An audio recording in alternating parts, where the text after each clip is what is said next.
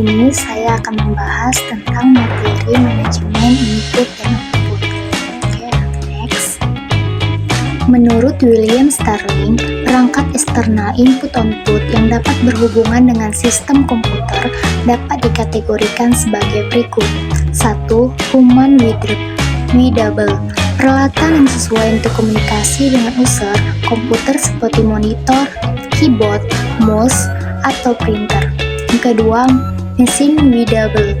Peralatan yang sesuai untuk berkomunikasi dengan peralatan elektronik seperti sensor dan controller. Ketiga, communication.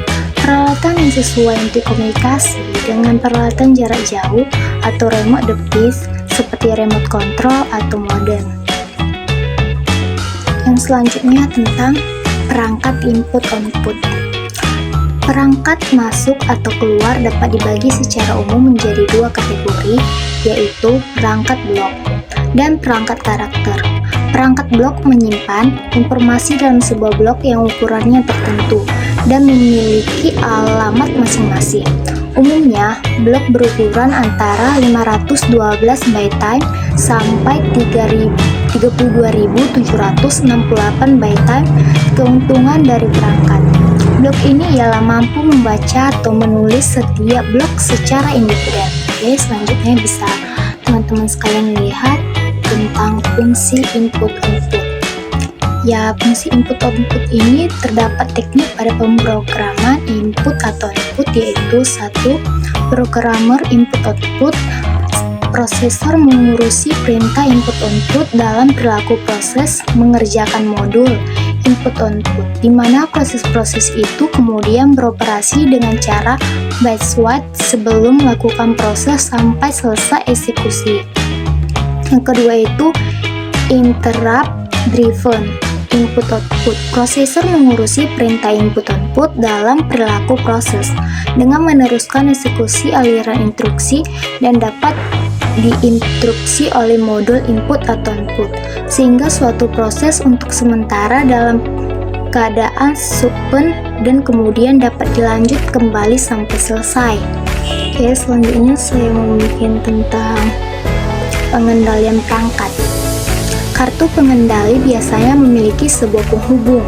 Beberapa pengendali dapat menangani 2, 4, atau bahkan 8 perangkat yang sejenis.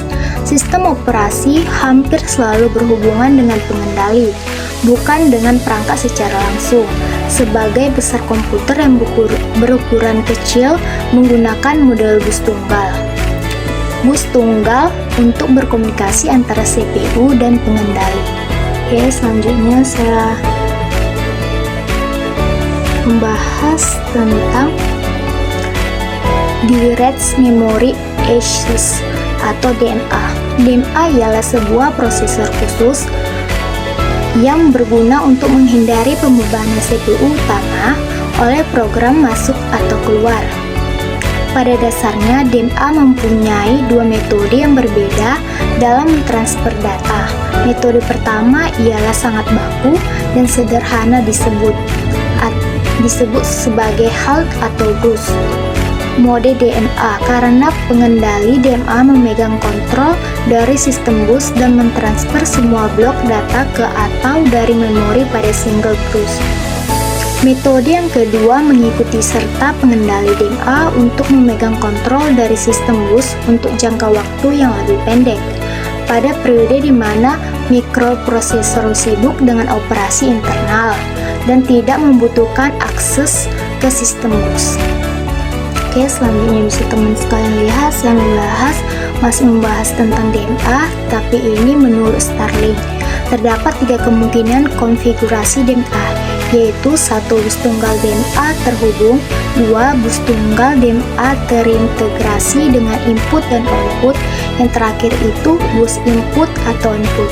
Saya juga membuat tentang gambarnya kemungkinan konfigurasi DMA, bisa teman-teman sekalian lihat yang saya buat gambarnya. Oke, selanjutnya itu saya membahas tentang subsistem masuk atau keluar kernel.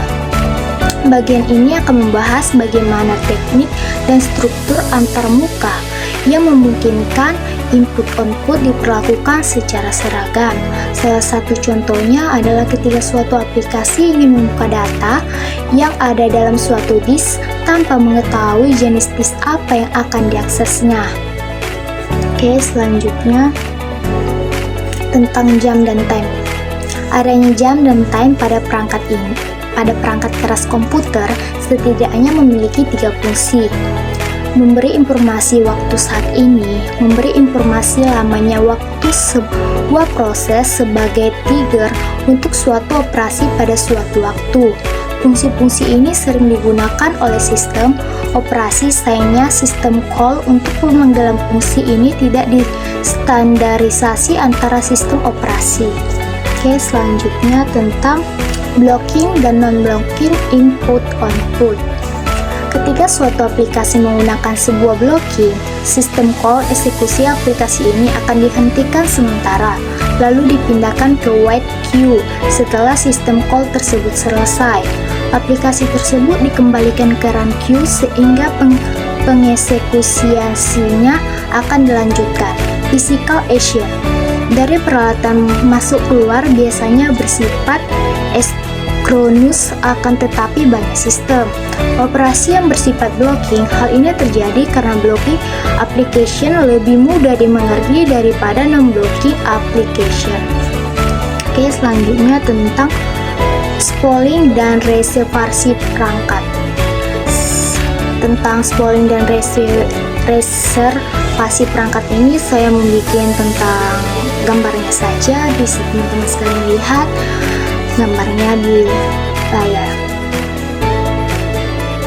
Oke, tentang input-output streams.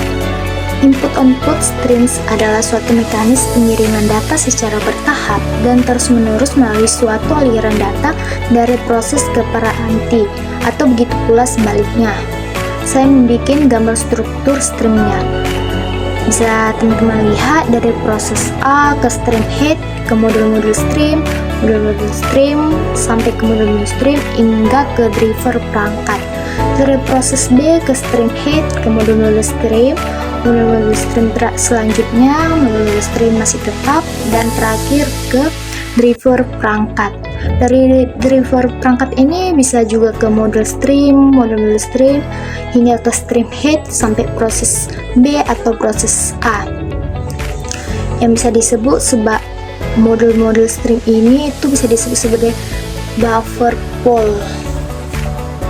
Oke, selanjutnya saya membahas penanganan permintaan masuk keluar. Sistem operasi yang modern mendapatkan fleksibilitas yang signifikan dari tahapan-tahapan tabel lookup di jalur di antara permintaan dan pengendali perangkat fisikal. Kita dapat mengenal perangkat dan driver baru ke komputer tanpa harus mengcompile ulang kernelnya. Sebagai fakta, ada beberapa sistem operasi yang mampu untuk mendownload device driver yang diinginkan. Oke, kita akan lanjut materinya tentang peralatan jaringan. Karena adanya perbedaan dalam kinerja dan pengalaman dari jaringan masuk keluar atau input-output, maka biasanya sistem operasi memiliki antarmuka masuk keluar yang berbeda dari bacaan, tulisan, pencairannya pada disk. Salah satu yang banyak digunakan pada sistem operasi adalah soket interface. Soket berfungsi untuk menghubungkan komputer ke jaringan. Sistem call pada soket interface dapat memudahkan suatu aplikasi untuk membuat lokal soket dan menghubungkan ke remote soket. Oke, selanjutnya materi ini yang terakhir tentang kinerja masuk keluar atau input-output. Adalah faktor penting dalam kinerja sistem. Masuk keluar sering meminta CPU untuk mengeksekusi device driver kode dan menjadwal proses secara efisien sewaktu memblok dan unblock. Hasil konteks switch men-stress ke CPU dan hardware cache-nya. Walaupun komputer modern dapat menangani beribu-ribu interupsi per detik, namun penanganan interupsi adalah pekerjaan yang sulit. Setiap interupsi mengakibatkan sistem melakukan perubahan status. pengeksekusi interrupt handle lalu mengembalikan status kembali. Oke, materi saya sampai di sini aja. Terima kasih telah menonton materi saya, penjelasan materi saya. Mohon maaf jika materi yang saya sampaikan di sini kurang dimengerti atau kurang detail. Terima kasih.